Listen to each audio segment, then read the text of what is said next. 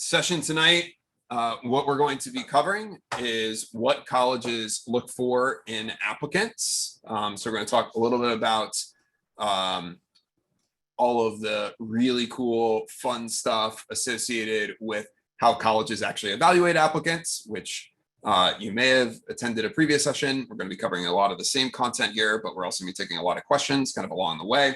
And then we're going to be talking about the 5 traits that colleges look for in applicants and talking about how to actually go about implementing those within your Common App essay and with supplements and all of that sort of fun stuff. Okay. We're going to be pausing a lot along the way to take questions. Gerard is going to be managing the questions, but go ahead and drop those questions into the chat, or you can drop them into the Q&A. Either of those works. We'll be taking those as we go. Gerard will be interrupting me if I forget anything or if there's questions that should be coming up. All of that sort of fun stuff. And so please if you are, please mute yourself if you have not done so already. And let's go ahead and get rolling. Okay, I'm going to share my screen. I'm going to go through some content pretty quickly so we have enough time to take a lot of questions associated with things. But we're going to covering a lot of information that's extremely valuable for your student, especially as they're working on their essays. And it's a lot of information that honestly, is not necessarily information that gets shared with students, but is also mission critical for them being successful. All right, so I'm going to go ahead and share my screen. All right, and let me go ahead and put it in some sort of presentation mode so it can be super fancy. Quick introduction to myself and Gerard. We're from Prompt. We are the world's leading provider of college essay coaching and feedback. We support thousands and thousands of students a year with boot camps, one-on-one coaching, all from the start to the end of the essay process, as well as like individual reviews of, hey, I already have a draft and I just want some feedback on it from an essay coach. So our essay coaches are the top 2% of all writing coaches in the world. How do we know this? It's because we get thousands and thousands of applicants to be writing coaches, and only about 2% of them actually make it into our network to work with your students. All right. So already talked about what we're going to talk about today, so we're going to dive right in. If you want, you can go to prompt.com/road-to-college. We'll talk about this later, but you can see some of the options that we have for working with your students. But this single most important thing, if you're going to walk away from this evening, is anytime that you're writing something, what really matters is to consider, what does your audience actually care about? These essays are probably one of the first times in your student's life that they will actually write for an audience that's not their teacher. Okay. And unfortunately, we do a lot of work outside of college admissions essays. We're a writing school, essentially. And what we find is that many times in the classroom, students are not really necessarily taught from a writing planning process perspective to really consider their audience and consider what their audience cares about. So we're going to start with that, right? That's going to be a huge theme of this evening. We're going to be talking about the 5 traits that colleges look for in applicants. But in order to get there, what's really helpful is to take a look at the data and take a look at actually how colleges are evaluating applicants. Okay. So, oh yeah, and also forgot to mention this, and I think I'm going to get in trouble with Gerard if I don't mention this. We're going to be giving away 3 attendances at our boot camps actually at this session. So at the end of this, Gerard's going to be kind of raffling off, calling out some names as we head into the Q&A. Which will be super fun. That's $199 to go through our boot camp. So we're going to be giving away 3 of those this evening. So the entire purpose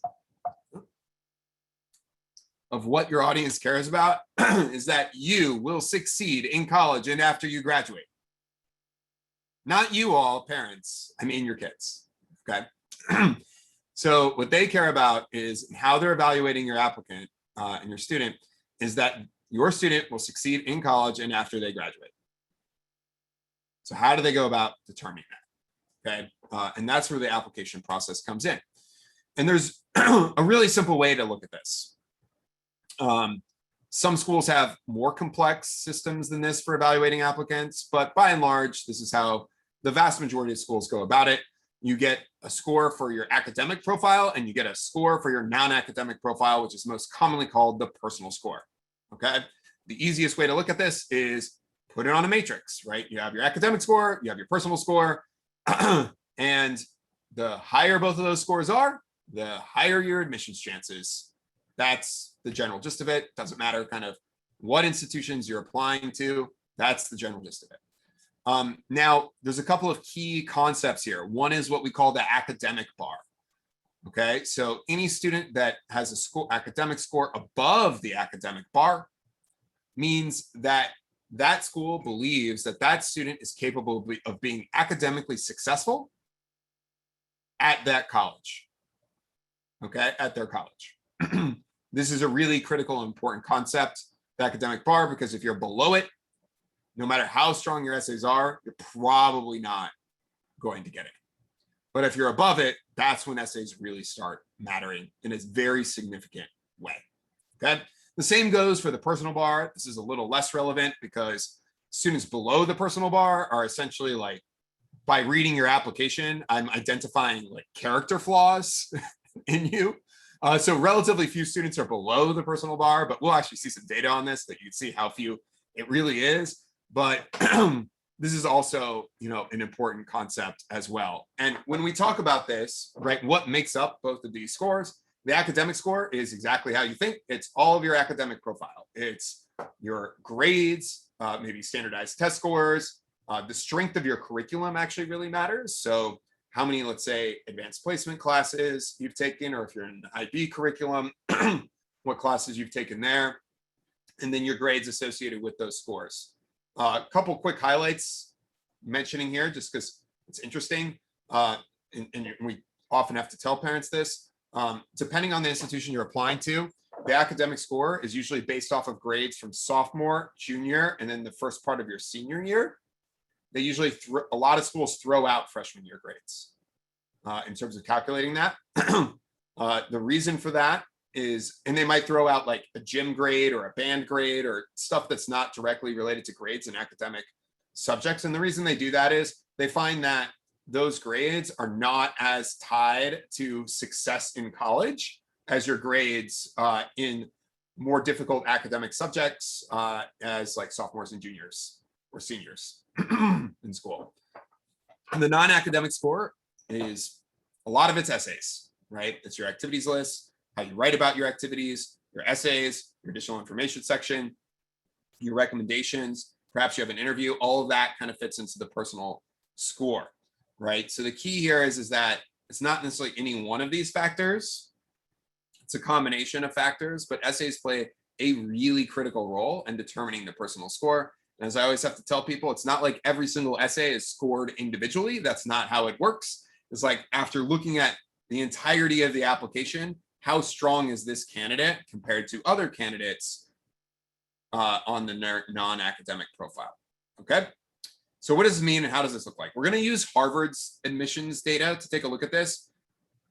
I know you're probably thinking, oh, Harvard, of course we would use them, but I know many of you do not have students that are necessarily applying to Harvard or other highly selective institutions. That's totally fine. The only reason why we're using Harvard data is literally because it's the only data available related to this, okay? And the only reason why it's available is because Harvard got sued, okay? So they had to publicly release this data.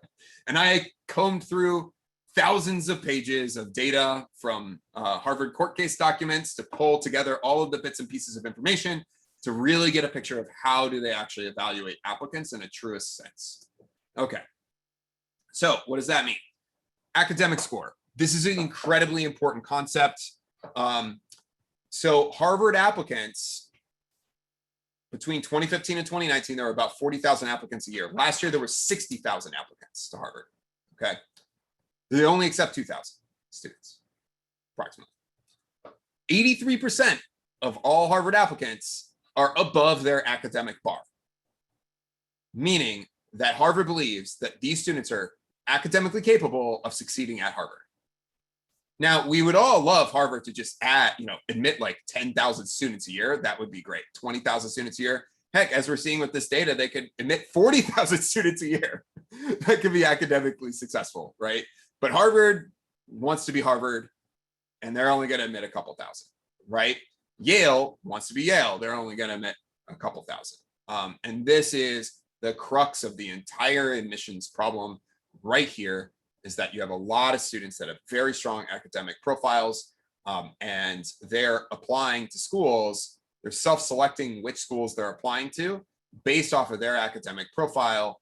And so they're competing with people that also have really strong academic profiles. This applies across every school to a large degree. And we're going to talk later about how does this vary and how important essays are in terms of variance based off of the admit rate of colleges that's coming. Because guess what?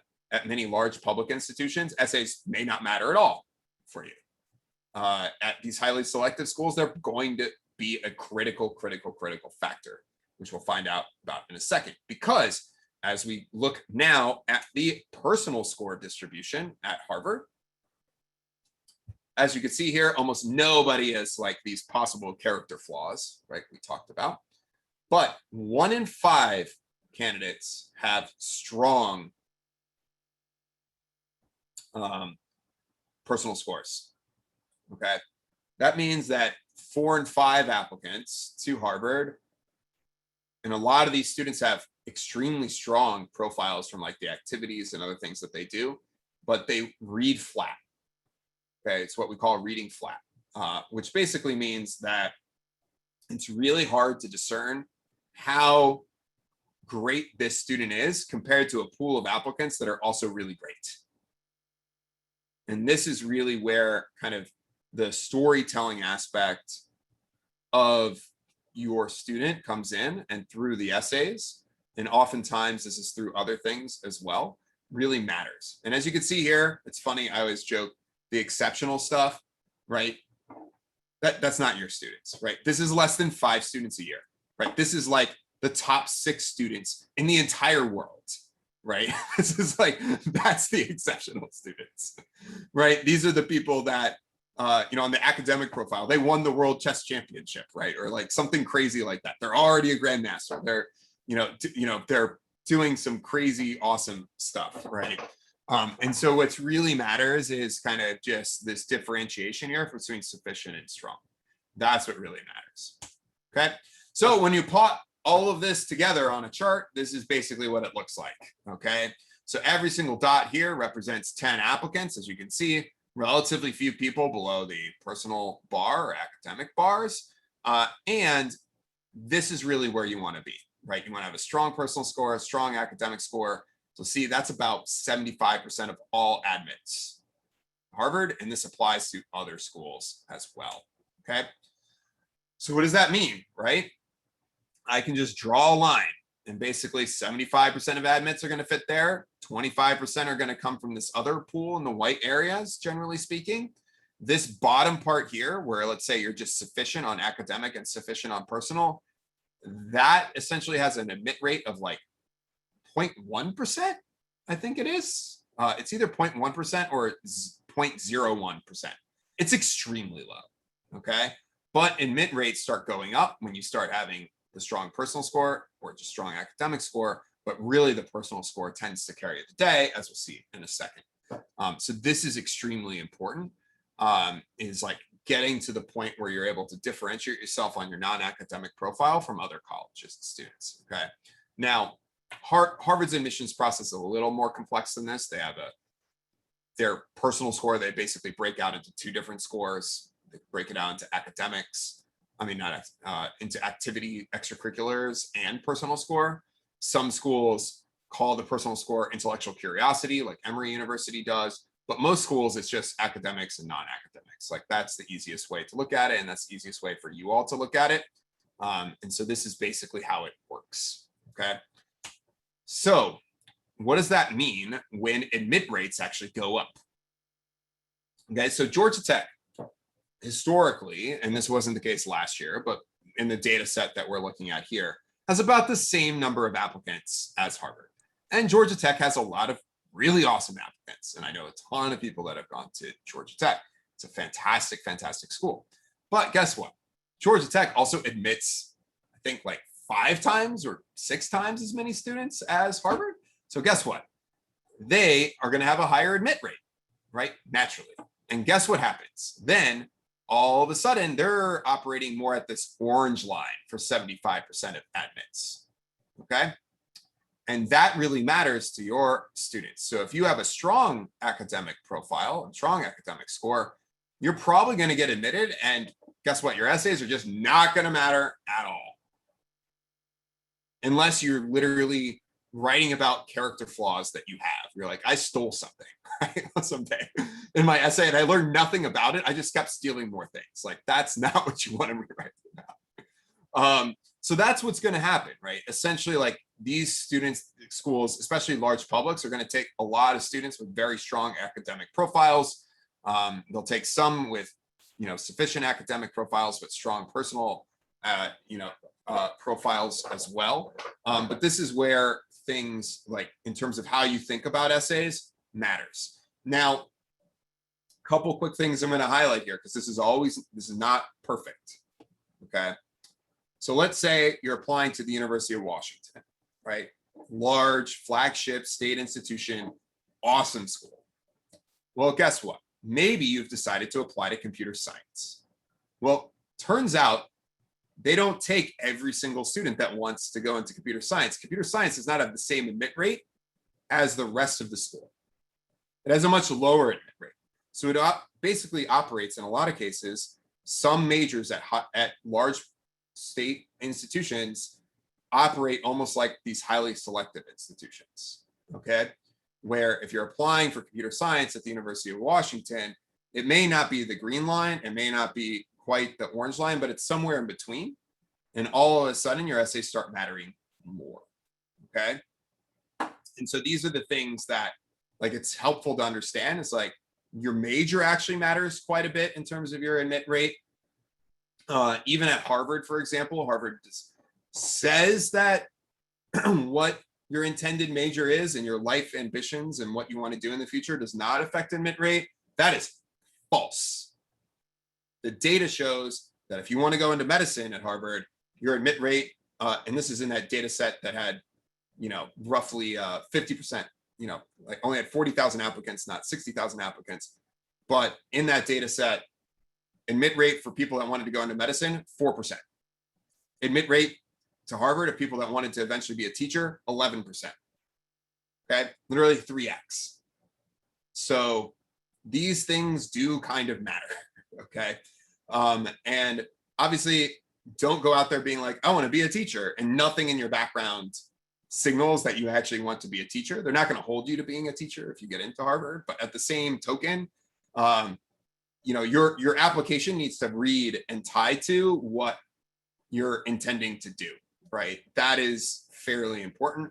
But you also want to take a look at, and a lot of schools don't publish this information, but you want to take a look at what are the admit rates, or how many students are they admitting for these very specific programs for certain majors. This is extremely, extremely, extremely important, and an important concept. But as I said, for many of you on this call, your essays may not matter at all.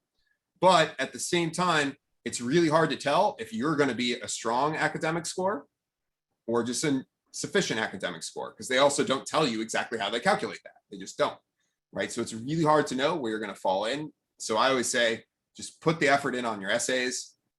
You're going to become a better writer through that process anyway. So just do it. At the same time, if you want to be like, hey, am I in this strong academic score profile? Like a easier way to determine that is to look at your grade point average and your standardized test scores. If they're in the top quartile of admitted students at a given school, you're probably in the strong academic score, provided that your strength of curriculum is pretty strong. Okay, that's an important caveat here, because GPA almost doesn't matter to some degree. All these schools are calculating their own GPAs for your kids, basically. Okay, so that it's kind of irrelevant, because what matters is the strength of the curriculum, and the strength of the curriculum in terms of what curriculum you can take actually at your school.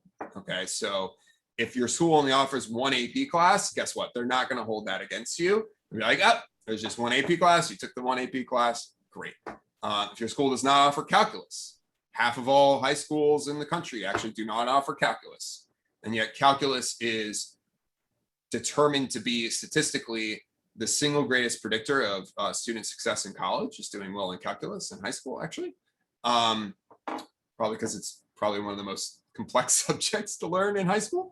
But that particular subject, as I said, half of all high schools don't offer it. So if your school does not offer it, these schools don't hold that against you. And this goes for every school, not just for Harvard. They look at your academic performance in the context of what was there for you. Okay.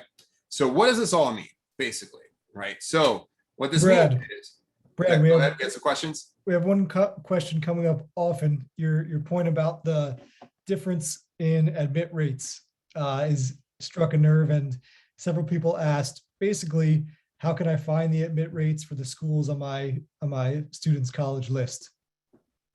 Great question. There's something called the common data set is a place that you could look at it, but honestly, that's pretty complex to do. That's how I would look at data. But there's easier ways to go about doing that. And the easiest way is to Google, just type in like MIT admit rate, or, type in, University of Washington admit rate, or University of Washington computer science admit rate. Usually it'll be like the top hit. A lot of times Google will even just show the information kind of at the top of that. So I like looking at that personally. That's like a really quick way to get the information. When I'm running like big data analysis projects or whatever, I'm like looking at this like massive data set basically. But a lot of times in that data set, they don't break it down by major. And what you can do sometimes online, if you just Google like computer science admit rate at Carnegie Mellon, for example, sometimes some of that information gets out somewhere, and you can find it. But it may not be published on the school's website. It may be in like a quote from an admissions officer from several years ago, right? It may not be the most recent data, but that's still useful data for you, to look at. So Google is pretty useful for this purpose. And so I'd recommend doing that. So okay. Just to clarify, the admit rate is often easy to find, but the admit rate by major may not be publicly available. Right? Yeah, that may be hard to find, right? And at the same time, be careful. Like if you're on like some random forum somewhere, don't just trust the resources that you see, because we see a lot of misinformation out there on, the college confidentials and other places like that of the world. So you have to be fairly discerning with some of the information that's out there, because some of it's incorrect or anecdotal, or like, oh, I heard this one person sometimes say X information, right? And it's like, playing a game of telephone as a child, right? Or something like that, when you were a child there. So that's a great question. So what does this all mean? Basically, strong academics, so moving from sufficient to strong, can increase your admissions chances up to 3x. Strong non-academics, which is the essay components, can increase your admissions chances up to 10x. Okay, so just to quickly go back to this chart, students in the sufficient category were admitted at about a 2.5% rate into Harvard. And by the way, some of those are athletes, legacies,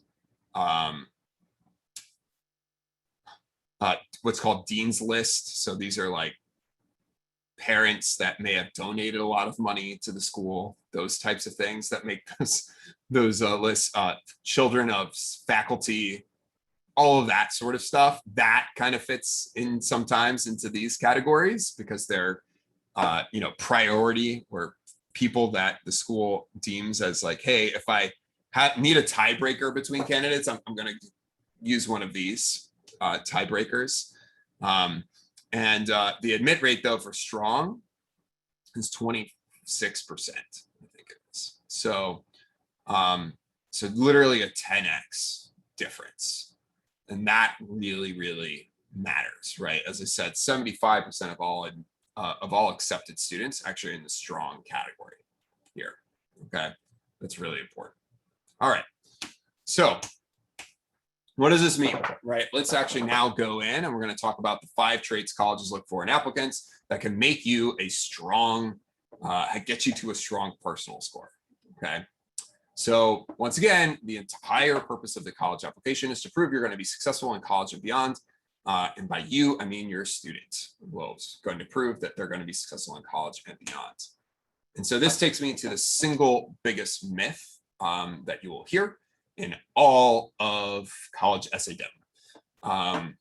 And the answer is that every single admissions officer, every single counselor that you work with, every single teacher, a lot of previous students are going to tell you this line, that the entire purpose of these essays, that essays are about storytelling. Okay. And this information is misinformation because it is incomplete, right? Because as we just learned, essays are about proving that you're going to be successful in college and beyond. Now, you want to tell a story that's going to prove that you're going to be successful in college and beyond. And guess what? A lot of students see, I need to tell my story, and they tell a story that does not prove they're going to be successful in college and beyond. They tell a story that they think is really interesting and compelling about them, like about their stuffed animal when they were 3 years old and how they lost them and cried for days and then bought a new one, right? Sorry, I have a kid. So I have 4 kids. So that's my story today. But this is like the types of essays that students write about, or they'll write about like their family history and their cultural upbringing. And they'll write about, like, I see a lot of ones that try to use imagery about, like, you know, a meal that's being cooked in the household and like what that meal means to them. Guess what? Is that proving success? No. Like, it's not proving to me that you're going to be academically successful in college. It's not proving to me all these other things. It's not proving to me these 5 traits that colleges look for in applicants, which are these things, right? So this is really critical, and all of your students and kind of our pathway for working with students is very much reliant on these 5 traits. We want your students' strengths to really shine through within their essays. If you're working on this yourselves with your students, these are the 5 traits you want all of the content within your applications to tie to. This is extremely, extremely important, okay? And so those 5 traits, which I'm now going to talk about, and then we're going to talk about good topics, bad topics in essays, all of that sort of fun stuff. Getting started with us, your essays, how to write about this. We're going to talk about a couple examples, all that sort of fun stuff. Take a bunch of questions, but this is really important. So the first trait is drive. So these are students that push themselves to succeed, overcome challenges, and no matter how long the odds are, they're going to get through difficult situations and come out a better person. But not only are they seeing the challenge, they're not passively sitting by and waiting for the time to pass, right? They're taking action. So they're making their situations better, like significantly better in some way by the actions that they're taking. So these are really driven students. Colleges love driven students because guess what? Whenever they come across a challenge, when they're in college or after they graduate, they're going to push through that, right? They're going to succeed in some way. And so, for example, Stu Schmill, who's the Dean of Admissions at MIT, I was talking to him several years ago now, and we were talking about actually the 5 traits. And one of the things that he mentioned was that what they're looking for is students that are unusually driven. So even in a pool of extremely driven applicants, they are looking for the students that set themselves apart as being even more driven than the other driven applicants. Okay. And you can do that through your essays and how you write about the actions that you've taken. Because if the actions that you've taken are oftentimes like, if they think is like, no other student would have done that, right? That's crazy. Like, what were they thinking? Like, that's awesome, right? Those are the types of things you want to highlight. And guess what? Those are things that don't come through in like writing out like the 150 characters in your activities list, right? It doesn't come through in your grades or standardized test scores. That's really important. The second trait is intellectual curiosity. So these are students that love learning just for the fun of it, usually in their free time, to gain a deeper understanding of certain subjects or topics in which they're interested in. This is really interesting because a lot of students are actually very intellectually curious, but they don't realize it because it's normal to them. So they love, like, they write their own music, right? They're kind of like dissecting other music that they've seen, and they're kind of learning different components of that, testing that out within their own music. That's extremely intellectually curious. And guess what? A lot of students, like, that's normal for them. They don't even write about it in their essays. Okay. Colleges love students that are intellectually curious because when they're interested in something in college, guess what they're going to do? They're going to push through and they're going to succeed, right? They're going to learn more, right? They're going to learn more in life. Every company wants people that are really intellectually curious. This really matters. It matters so much that Stanford University and many other schools, actually, their supplemental essays specifically ask about intellectual curiosity. One of the common application essay prompts, I think it's prompt number, it's either 5 or 6. Can't remember off the top of my head. I think 6, is about intellectual curiosity, right? This really matters to the point where Emory University doesn't call their personal score the personal score. They call it intellectual curiosity. Okay. So this matters. Third, initiative. These are students that are really entrepreneurial, not willing to accept the status quo. Every time that they're in organizations, they're spotting, or groups of people, they're spotting, they're like, that could be better. That thing is not being done as well as it could. And not only are they identifying them, they're acting, right? They're figuring out how they can actively make it better, right? And they're doing it. Colleges love these students because these are the leaders, right? These are the entrepreneurs. These are the people that kind of get awesome things happening in the school's community. And it really matters to schools, right? Number 4 is contribution. So these are students that whatever group of people they're around, that group of people is much better as a result of their being there. Okay. This could be school organizations, it could be community, it could be just peer groups, right? And they're just making it better, right? As a result of their actions and how they interact with other people, how they improve other people. These are kind of the super connectors, if you will, on a college's campus. Colleges love these people because guess what? Colleges are actually actively trying to have a community within the college because they know that a huge value of going to their college is the network of other individuals that you will create in college, at that college. And so these super contributors are the ones that are the connective tissue basically across the campus. And so they love these types of students, right? These are critical. And then finally is diversity of experiences, right? So students that have different life experiences, different ways of thinking about the world, add unique perspectives to the student body. And when students then interact, when they have all sorts of different interests, all sorts of different backgrounds, they share that information and everybody learns from it and becomes much better as a result of it, right? So we talked before about how Harvard, if you're interested in medicine, 4% admit rate, teaching, 11% admit rate, right? We talked about that. That has something to do with it.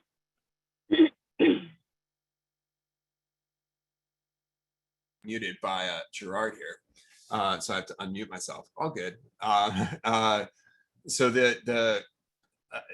at many other schools, this is why, even if everybody wants to go into computer science, they're not going to accept everybody into computer science, right? They want people that have different experiences, right? This is why they're taking people from a lot of different geographies, right? A lot of different countries in the world, a lot of different kind of socioeconomic status and background, right? This is all tied in to this piece around, the 5 different traits. So I don't know, Gerard, there's probably some questions that have rolled in associated with the 5 traits.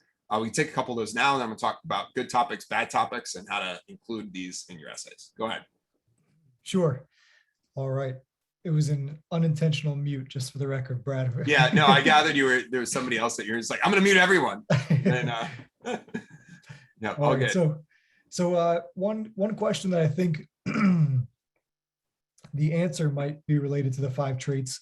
Great question was, for essays, we've heard it's important to avoid talking about religion, but what do you do if that is who your student is and what they want to do? So I think the question is around talking about religion and it's, and should you write about it in your college essay? Yeah. So the answer is there's a lot of myths out there, right, about college essays. And so let's get back to the core tenets of writing, right?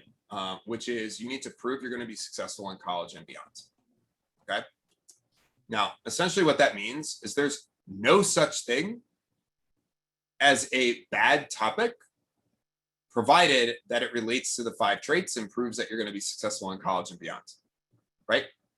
So there's a lot of misinformation out there, right, that says avoid writing about X. And the reason why a lot of that's out there is because sometimes you probably should avoid writing about X, but it all depends on your own personal situation associated with that topic. So let me give a couple of examples. So religion is a good one, right? So we see many students who want to write about religion, and they end up having awesome essays associated with their religion. But you have to ask yourself is like, okay, there's a version of the essay that is, I'm very religious, and I'm very religious, and I'm very religious. And that's the only information that I basically get out of the essay, okay? And then there's a version of the essay that's, I'm religious, and here's like all of the things that I have done kind of associated with my church or associated with the teachings of that church and applying that in my life, okay? And all of a sudden, those things start relating to drive and initiative, right? And intellectual curiosity in many cases, or contribution, or diversity of experiences. And so it's really all about kind of the experiences that you've had and how you write about them in terms of how that's going to come across to admissions officers. There's a lot of people that are very religious at college campuses, right? That's just the way things are. There's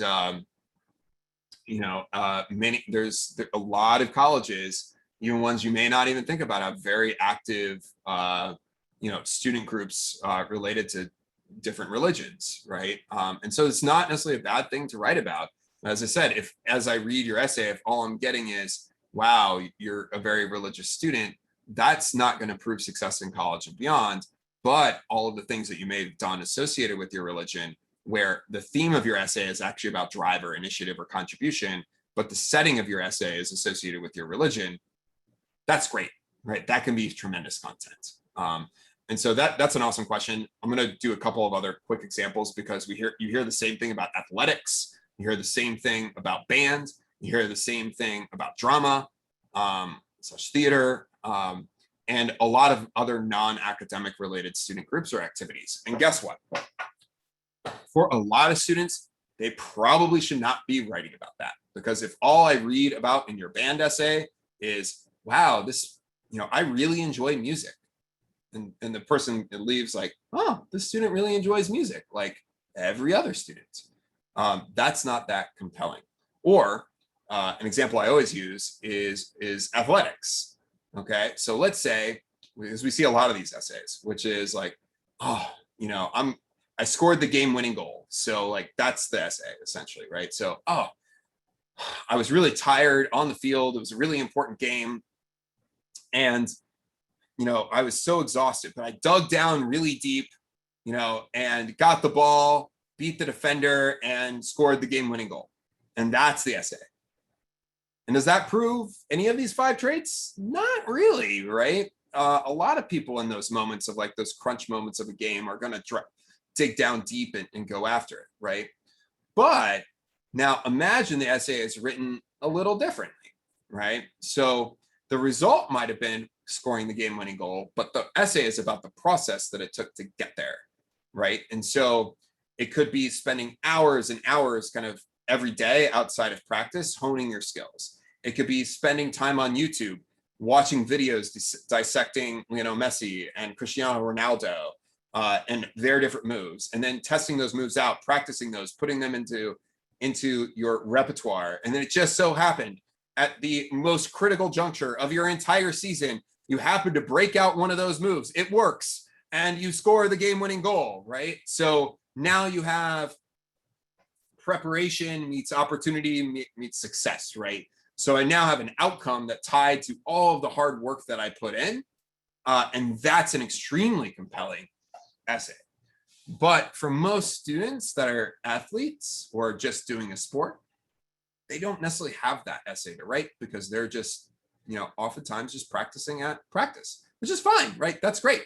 But maybe you shouldn't necessarily write, in some cases, write about athletics in that case. Although we also see awesome stories where the theme of the essay is about leadership and initiative, and the setting of the essay is about is athletics or is band, right? So once again, it's really not about the top, the so-called topic or the experience you're writing about. It's just like those have to match to these traits. And you don't have to cover all 5 traits in your Common App essay or your supplements, right? You want to focus on 2 or 3 strengths. And then in your supplements, you might reinforce those strengths or reinforce or cover other traits. So many times, very strong students may have all 5 of these traits across their entirety of their application. They might have 2 of these traits coming through in their Common App essay. They might have drive also coming through in some of their supplemental essays, and intellectual curiosity coming through also in those essays, right? So you're kind of not just showing drive in one essay, you're showing it in like, you're reinforcing it. It's like, I was really driven here, and then I was really driven in this other situation, and then I was really driven in this other situation. And then the person's left thinking, wow, this student's just really driven, right? And then you think they're unusually driven. And guess what? That's what gets you into that strong category, right? As we were just talking about with the MIT people. Gerard, any other questions that have come in on this? We can get on a couple more things and then take a bunch more additional questions. Sure. So basically, out of necessity, students need to talk about themselves in their college essay. So Elizabeth asked a great question, which was, can you brag too much in your college essay? I mean, it depends on what you define as bragging, I guess, right? There's probably things that you should not be bragging about in your college essay. But the answer is not really, right? So let me put it this way. It really just depends on how you write. So if you're just going to write about like a list of your resume, like accolades or awards or honors, that's not that interesting, right? Because those, guess what, are going to show up on your activities list or your honors that are listed or in your maybe in your additional information section.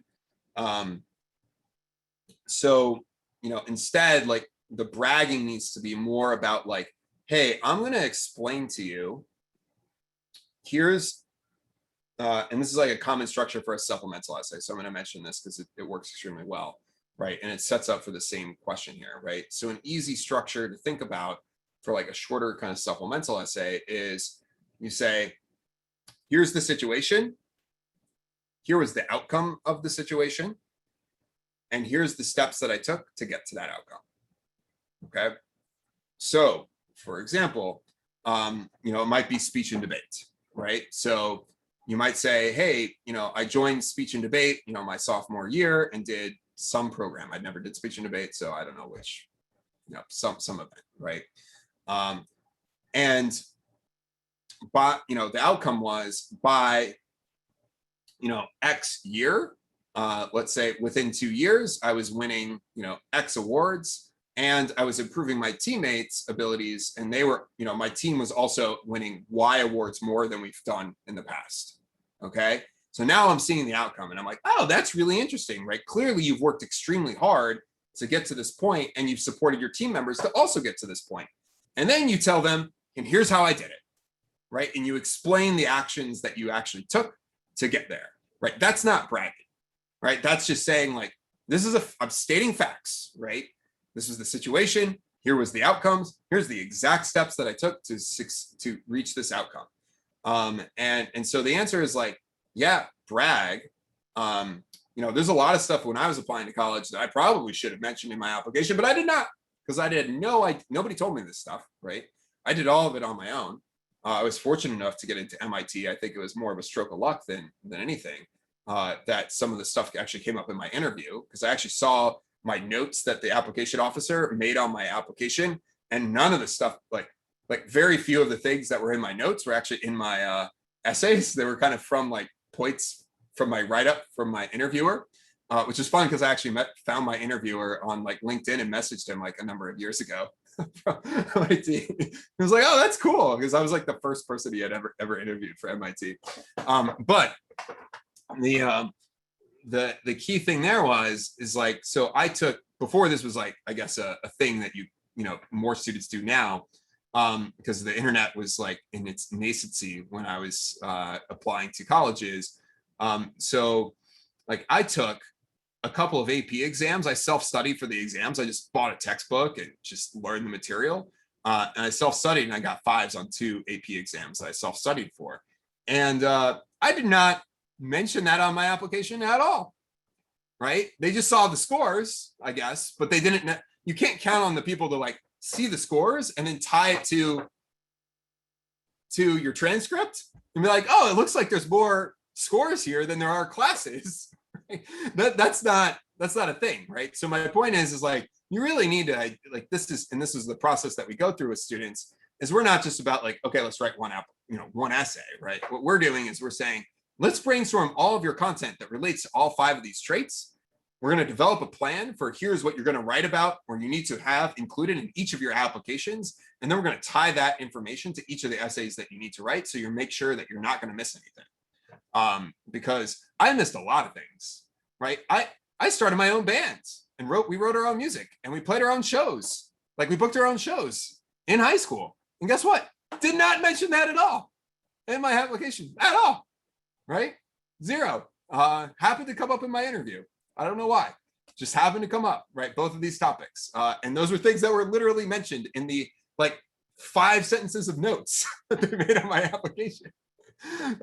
So, once again, all of these things are pieces that kind of fit together. Obviously, you don't want to leave stuff to chance. And the best way to do that is to make sure that you're identifying everything that's compelling about you and then tying that to different parts of the application. Okay, other questions that may have come in, Gerard? I think I'm going to, as we're doing that, I'm just going to briefly talk about our Prompt.com services. And I think tonight only, and this is not mentioned on this page, but if you go to prompt.com/road to college, and Gerard, I don't know if you can check to make sure that was updated or not. If not, we'll have to send everybody a note. But you can get an extra $10 off tonight only. So instead of $199 for the essay bootcamp, it's $189.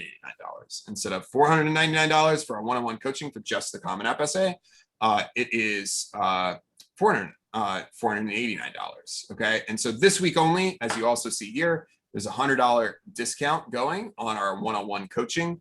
I believe that ends end of day on Saturday, and by end of day on Saturday, I mean when our development team wakes up on Sunday and turns off the discount. So Sunday mornings, usually around like 8 or 9 a.m., and they get turned off. But you should take advantage of this. As I said, we have the top 2% of essay coaches in the world. The essay bootcamp is kind of a group session, but it comes with 2 rounds of essay feedback. And so this is next Tuesday and Thursday. We've had a lot of Road to College families go through the program. I've really enjoyed it and have gotten to the point where they have Common App essays that they feel confident in. And then roughly actually about 3 times as many people that have done the essay bootcamp have actually signed on for the one-on-one coaching, either just for the Common App essay, which is the middle one, or across kind of all of their essays. So you can have options for just like, we could work with you on all of your essays for 3 schools, including your top 3 choice schools, including activities list and additional information section. And then also up to all of your schools. And so there's a link to learn more. You can find out more information there. You can also book time or call us and have a chat. But the other thing you can do is you can always get started and then upgrade later. I highly recommend doing this tonight to get the extra $10 off. The other thing that I'm going to mention is that right now, we are only starting about like 50 new students a week into our one-on-one coaching programs, just because we support thousands and thousands of students a year, and we're getting a lot of students coming in right now. And so if you want to take advantage of this and you want to get started sooner, I'd recommend just like going ahead and making the purchase as soon as you can. So that way, the sooner you make that purchase, the sooner that you're going to be in the list to go ahead and get started. And I can take questions on this as well, but you can just go to prompt.com/road to college. Gerard, is that up? Yeah, by It any chance. is. Yeah, The and $10 discount. Awesome. the Our team is additional, awesome. yeah, So yeah, we have like about a, a team of over 100 now, including our writing coaches. And so, I'm glad they got that up before this, but I highly recommend doing that. And so Gerard, take it away with questions, and we'll stay on. I know we have 7 minutes more left in the session, but we'll stay on a little bit longer as needed to take more questions. sure. So one question that's come up a few times is related to scholarships, and basically, is the advice you're providing, can that contribute to students earning scholarships too? Great question. So there's kind of multiple kinds of scholarships. I'm going to talk about scholarships for specific schools, and I'm going to talk about scholarships kind of outside of the school application program. So for scholarships that are specifically tied to schools, and a lot of these are actually part of their applications, those we also support students on in the one-on-one coaching process. So if you're working on your top 3 choice schools or all of your schools with us, we're also supporting you on those scholarship essays. And those scholarship essays actually do really matter to earning scholarships, okay? Then there's essays for external scholarships to colleges. Those essays can matter as well, but we also just find, and all the stuff that you're going to learn here translates exactly to that as well. They're also looking for the 5 traits. They also want to know you're going to be successful at college and beyond, right? They're giving you money, and they want to know that, hey, you actually went and did something with the money, right? You were successful. That's awesome. They love that, right? And supporting you. But, one thing to just be aware of, and this is not necessarily a subject for this time and today, is that the probability of winning many of these scholarships outside of the schools is quite low in many cases, given the number of applicants to those scholarships. But there are certain scholarships that may have less applicants that are very much tied to something that your student has done, for example, or is interested in, or has a background in, or that sort of thing. So you could, one of the students that we worked with last year won like a very prestigious like New York Times scholarship, actually, which was pretty cool. And I think it was like she got like $10,000 or something like that, or $10,000 a year towards her tuition from the New York Times. But and I believe she used her essays that were associated with the ones that we were working with on the schools that she was applying to. I forget where she's at now, and she got into a lot of awesome institutions from the New York City DOE, I think. So yeah, that's the general gist of it. Okay, other questions come in. We've gotten many questions along the lines of, is topic X good to write about? And I know you have some feelings. Yeah, so about yeah, we that. could cover those. Like that's always super helpful to people. So do we have some topic X's? Sure, or A's or B's or Y's or Z's? Sure. So one is chess, writing about Yep. chess.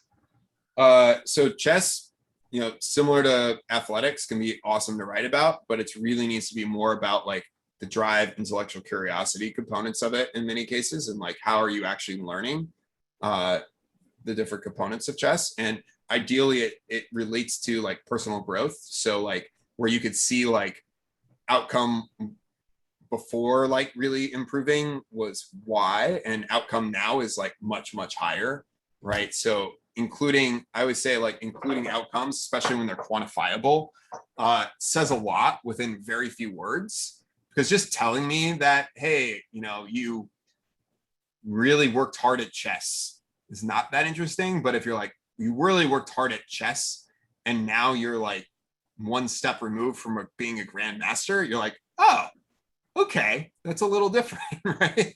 At working hard at chess, right? In the description of how you went about doing that. So go ahead, next topic X. Overcoming a sports injury.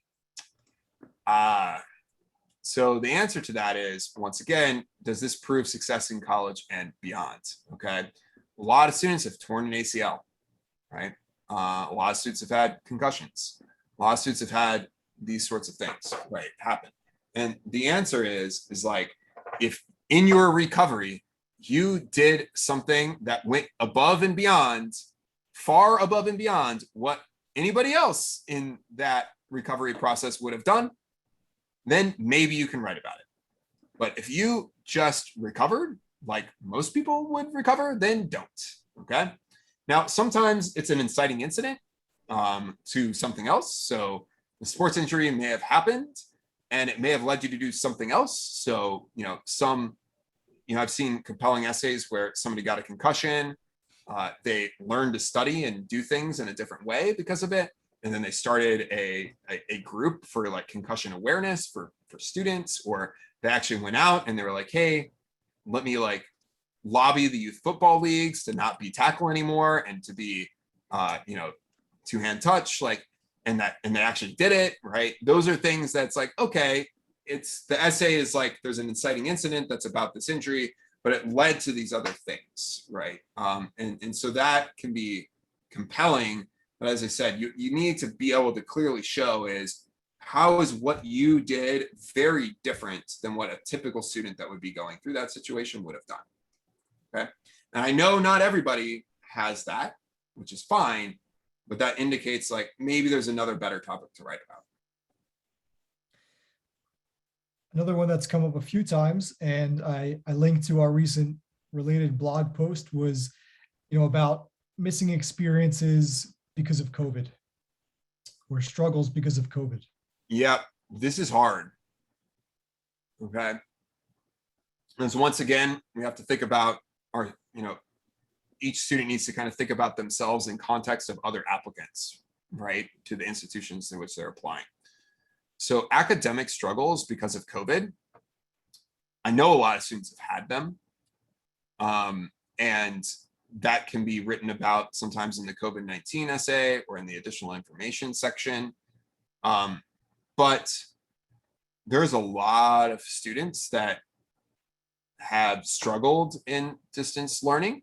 And the question is like, how you as a student have struggled, or your student has struggled differently maybe than other students that may have also had distance learning, right? Because many students did distance learning and they were successful in distance learning. So like, how can, you differentiate yourselves from the other students that may have also had difficulties in distance learning? It's a hard thing to do. And, I kind of need to understand like each, and this is why a coach is really helpful, to understand like each person's situation and figure out how to actually write about that in a way that can be really compelling, and also explain it in a way that is going to be like, oh yeah, this student is still going to be successful at college and beyond, right? Is really important. In terms of like missed activities, everybody missed activities. It could be an inciting incident, like, hey, I didn't have spring soccer, so I did X instead, right? And it had this outcome, or did these things that, so it's like, those are the types of things that can be really compelling, but the whole essay should not be about like, oh, I missed these different experiences due to COVID. Keep in mind, everybody else missed experiences due to COVID, but it can be like an inciting incident associated with it. Yep. Next up, anything else? We are looking at the Common App, and it looks like we need to write 3 essays. One is generic, the biggest one, select the subject. Second one, why do you select this specific career, up to 500 words? And the third one, because we switched 4 high schools, they want 250 words explaining why we switched so many high schools. Do you guys help with all 3 or only with main one? And maybe we should not list all high schools to avoid even explaining how first I travel. Yeah, great question. So here's the general gist of it, right? So if you're applying to school, you're probably going to write the Common App essay, because that's the one that's most accepted by most schools, unless you're applying to the University of California, which then has 4 University of California personal insight questions that are 350 words in length. MIT does not accept the Common App. Georgetown does not accept the Common App. And I think University of Washington, maybe one other. So general gist of it is your Common App essay, that's applied across all schools. And then there's specific essays that you need to either write for, like, that are called supplements for a given school. So that can be like, why do you want to apply to the school? Why do you want to do the major that you're doing? Describe an activity that's particularly meaningful to you and why, as well as a lot of other essays that pieces of information that a school may want to know. We support students in all of those essays, okay? And so in that, it's like our one-on-one coaching for all of your essays, okay? For either your top 3 choice schools or all of your schools. Now, there's these other optional essays that also come into play, right? So that might be to do with your specific situation. So let's say you have 4 different high schools you've attended. Guess what? You're submitting the transcripts associated with all of those high schools, probably.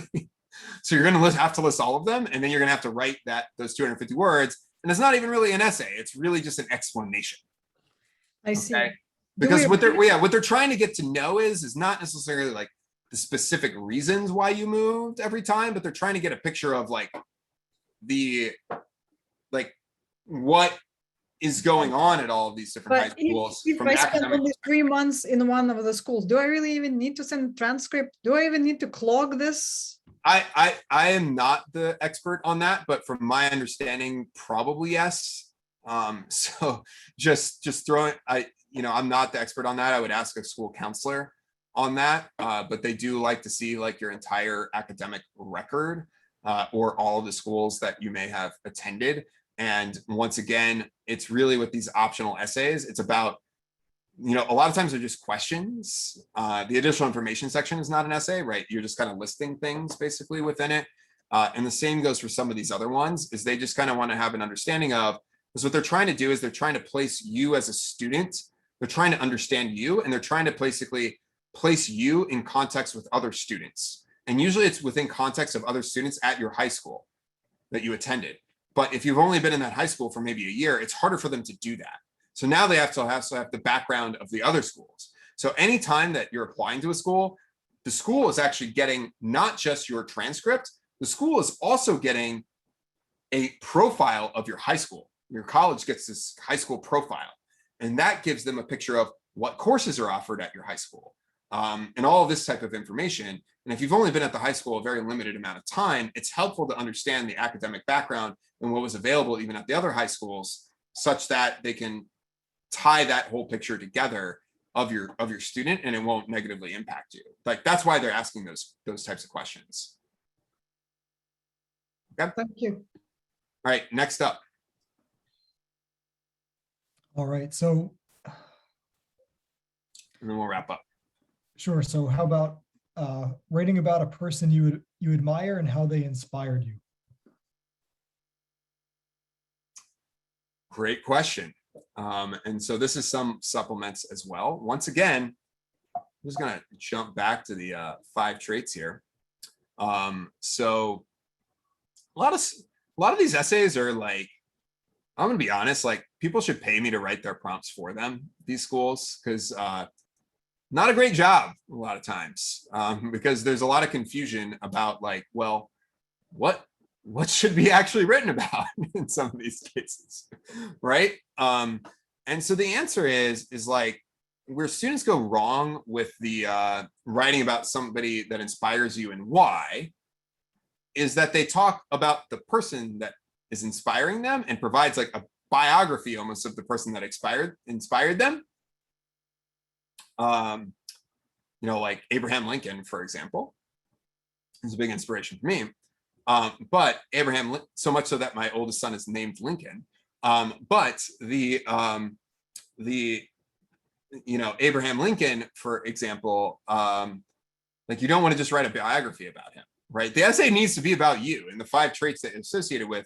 So ideally, when you're writing about, let's say, Abraham Lincoln, it's like, okay, you might need a short biography if the person may not be like familiar with that person. And by short, I mean like a sentence or 2 about the person. And then it needs to be tied to what specifically did that person do that has dramatically impacted how you think about yourself and the actions that you've actually specifically taken in life.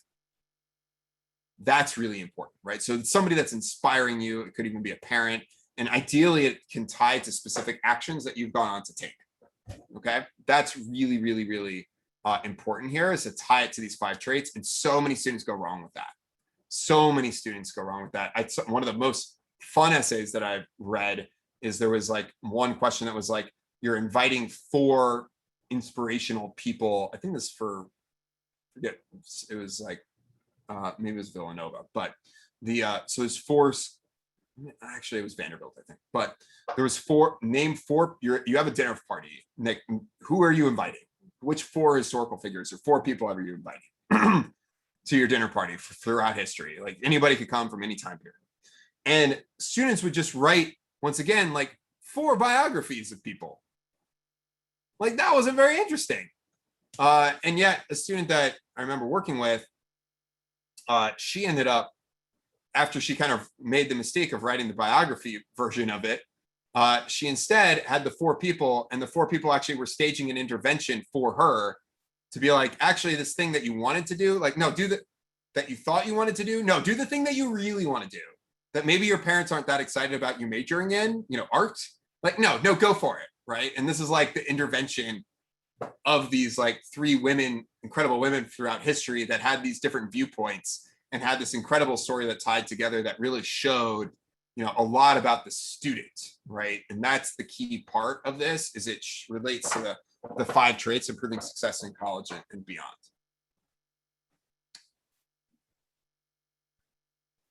And I think the admissions officers love that so much. I think that she even got like a scholarship for that. Brad, maybe one a coaching related question. Deborah's wondering, how long is the process if students are working with one of our coaches one-to-one?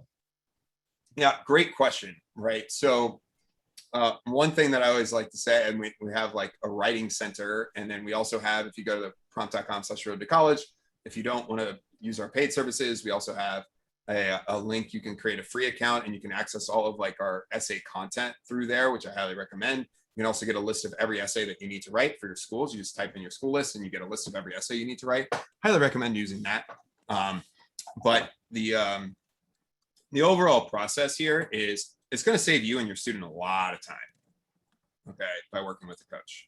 Because we have something like, what is it, Gerard? Over 100,000 words or so of content on how to write all the different types of essays. And that's a lot to go through. That's literally like 6 hours of reading right there.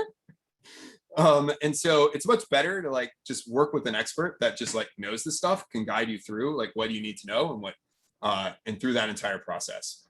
Typically speaking, if it's a Common App essay, our one-on-one coaching, we do 2 coaching calls with the student, 1 or 2, to get started with the process. The first is what we call an application plan call, where we're identifying everything that you need to write about across all of your essays and across your application. Then we take a couple of those of the key things that you're going to write about, tie those to the Common App essay, and develop an outline together. Okay. Once you have an outline, you write a draft, and that usually takes about an hour and a half, maybe, to write a draft. And then you submit that draft, you get feedback on it. You spend an hour revising your essay, you submit it again, you get feedback on it. You spend maybe 30, 45 minutes revising your essay, you submit it again. For like, usually it takes 3 drafts. You might have like 10, 15 minutes of changes to make. Then we do a final check on the essay and you're done, right? So a lot of students are completing the entire process with somewhere around like 8 hours of their own work over a couple of weeks, okay? And so that works really well. Similar process for working on other essays with students. Usually your top choice school takes the most time to do. You're kind of doing a call to kind of match up all of your content with each of the essays, make sure you're covering everything, planning each essay. Then you write all the essays, you submit them to your coach, you get feedback, you go through that process. Over time, after you've done several schools, you'll start seeing like patterns in essays where, oh, you have like 6 topics you're writing about across each of your applications. And now you're kind of like starting to be like, this 350-word essay over here now needs to be a 250-word essay that matches this other prompt, right? And so you can start tying stuff together and you can start optimizing the process in a more meaningful way. We find that students that are working with us oftentimes are spending, half the time that they would otherwise spend working on their essay with us, or less. Now, this isn't the students that are just going to write the essay the night before. These are the students that are like spending hours thinking about what they're going to write about, writing it, maybe getting feedback from a friend or a parent or a teacher, right? And then they're giving it to like 10 different people. And we often find that very motivated students are somehow spending months writing the Common App essay, and they're writing all the supplements at the last minute. Over 90% of applications are submitted within 48 hours of the deadline, okay? And then guess what? you don't get a score on each of your essays individually. Each essay does not need to be perfect on its own. It's collectively as a whole across essays and all the other components of your application to create that personal score. So it's really about making sure you're giving enough time to each of the essays. So that way the whole picture of you as a candidate comes together. And just so you know, you're probably hearing these supplement essays. By and large, if you're applying to highly selective institutions, many students that we're working with are writing like 30, 40, 50 essays kind of across all of those institutions. Like Brown, I think, for example, has 6 or 7 essays. Stanford has 8. MIT has 5 or 6. Schools are, yeah, there's some overlap. Sometimes there's less overlap, but there's a lot of essays to write. And if you're applying to other selective schools, you might only have 5 or 10 total essays to write. And other schools, if you're applying to large state public institutions, you might only have 1 essay to write, the Common App essay. Or if you're applying to just the University of California system, you might just have 4 University of California personal insight questions that are 350 words in length to write. We have options for all of these different things. But you know, the key is like, get started now, especially if you're going to apply early action or early decision somewhere, because you don't want to be the people coming, you know, the last couple of weeks of October and really stressing about this, because it becomes really hard to get everything done, oftentimes in that short of a time period. All right, anything else that's come in, Gerard, or we can wrap up? Looks like that's it. We've covered a lot of the questions. I think we touched on all the big concerns.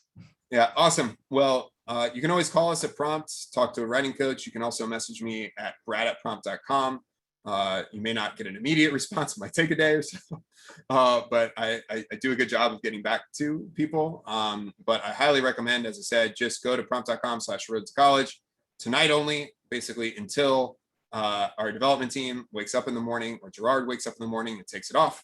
That will be there. So probably until at least 7 or 8 a.m. tomorrow. Highly recommend going ahead and doing that. Also, as I mentioned, the sooner that you do that, the sooner you kind of get in the queue for getting started. As I said, we have our boot camp next week. If you're applying to schools that you might feel like, hey, the essays are not, maybe I'm unsure about how important the essays are, but you still want to have a strong essay, doing the boot camp is a great way to do that for the Common App essay. And we highly recommend it. You know, hundreds of students do that. So highly recommend doing that. We also have scholarships for students on free and reduced lunch programs, and there's ways to access that. I believe that might be listed somewhere on the prompt.com/road-to-college, or as long as you create your free account, there are ways that you can see within the platform to do that. Okay. Thank you all very much this evening. Gerard, is there any final things or any final thoughts that you have, especially as like a former English teacher? Well, no, we need to do the very important task of giving away our three free boot camps. Oh, I forgot about that. I am the worst. Thanks, Gerard, for remembering. Give them away. Have you done the random randomizer in Excel? Yeah, let me paste the Attendee names. list. Okay, he's going to do a random selection. I'll jump in and we can take 1 or 2 other questions. This is my bad on the boot camp side. This is something new that we're trying, giving them away. So lots of fun. So we're going to go ahead and do that. And so I think there's been some questions in here, like, so if you're a senior in high school and you're working on your college applications now, go ahead and get started. We do have some juniors that go through the boot camp program, so they can start getting a sense of what is compelling about them from the perspective of colleges, which can be helpful in kind of identifying what can they do between now and when they actually apply to schools to actually improve their essays and their profiles. So that's something that you can do and take advantage of. I don't think you need the one-on-one coaching for that, but it's a good way to kind of get started or get thinking about these different things for your student. And so, you know, you might want to consider doing that as well. And let me see if there's any other final questions that have rolled in here. And we're going to give away the boot camps. And if you're not here, we'll message you. But it's just for people that were intended live this evening. But Gerard, do we have anything here? Yes. Yeah. So, right. Here. So there they are. Congratulations to Adelisa Orantia, Jen Conk, and Tanya Geyer. All right, awesome. We're going to message you and get you set up for the boot camp. Yeah, if you're going to do the one-on-one coaching, you don't need the boot camp. Okay. We cover the same stuff, except it's one-on-one. We're doing it. Which is really helpful. And as I said, roughly like 3 times as many people do the one-on-one coaching as sign up for the boot camps for the Road to College group. I know we've had a lot of very good positive feedback, across this. Debbie's, I think it was her son last year when he was going through the admissions process, actually got reviews from us as well, which was fun. And so, as I said, just highly recommend do this tonight if you get the chance. If you have any questions, just message us. We'll go from there. All right. And you can always upgrade later. So if you start with one of them options, you can upgrade later. All right. Thank you all very much. I'm assuming we will post this recording at some future point. All right. Bye-bye.